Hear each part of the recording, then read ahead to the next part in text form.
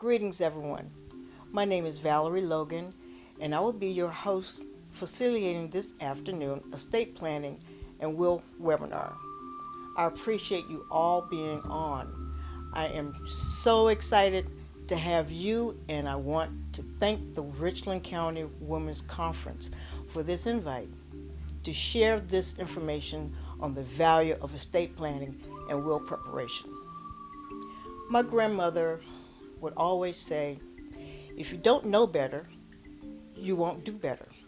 And most of us don't know, but after today, you will. Let's get started. What is your estate?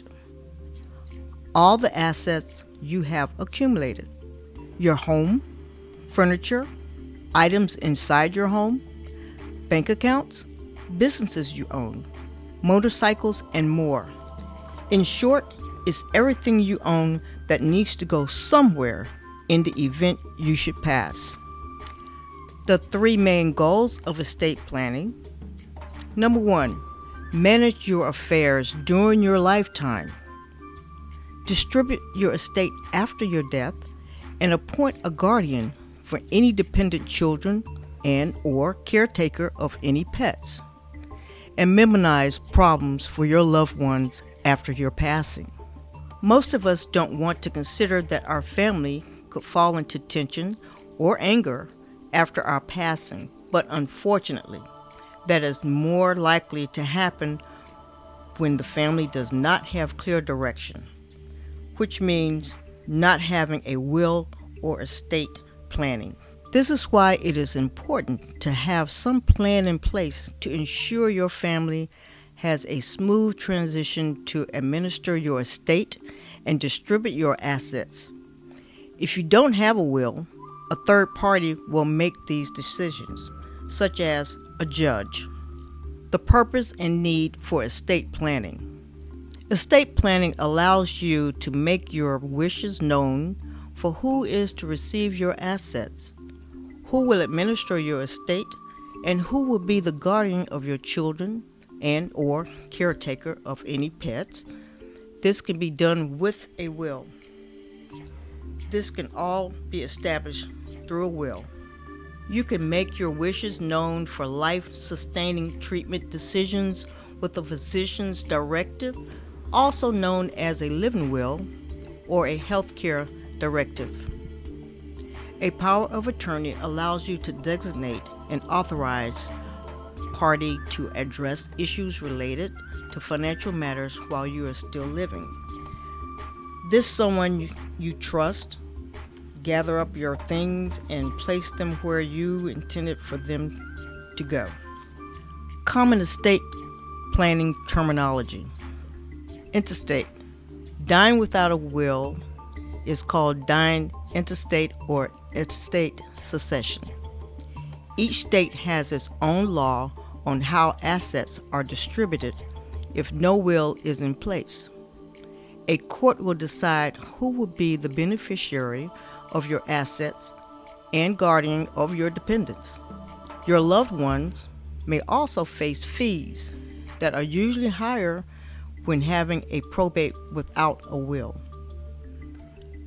Power of attorney. A power of attorney allows you to authorize an individual to act on your behalf to make certain decisions while you are still living. This is usually in case you become incapacitated. The power of attorney can be general, authorizing your agent to conduct all acts, including financial transactions and property management. It can also be limited, authorizing your agent to conduct specific acts or make certain decisions on your behalf. You can direct that the person can act on your behalf immediately or only if you become incapacitated or are no longer able to make decisions. Healthcare directive, physician's directive, living will. A healthcare directive is a legal document related to life-sustaining treatment decisions and allows you to make your wishes known regarding end-of-life decisions when you are unable to do so. it also includes other provisions, such as your beneficiary. This is the most common, in which the beneficiary will be paid who is designated. Personal representative and executor. This is the person who is in charge of handling your estate and wishes as documented in your will. Beneficiary designations. These designations allow assets to pass outside of your estate, regardless of what is notated in the will. Life insurance is one example of this, such as your beneficiary. This is the most common, in which the beneficiary will be paid who is designated.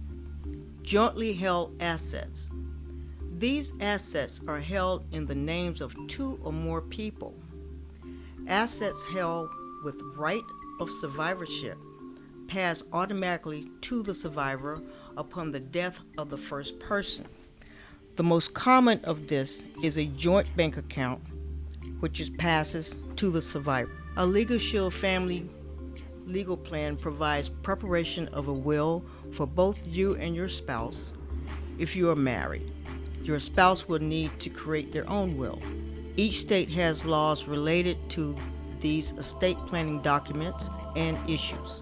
If you have any questions about your specific estate planning needs, you can speak with your Legal Shield provider law firm directly. I look forward to hearing from you. For additional information, you can contact me by phone or email. Thank you for being with me today.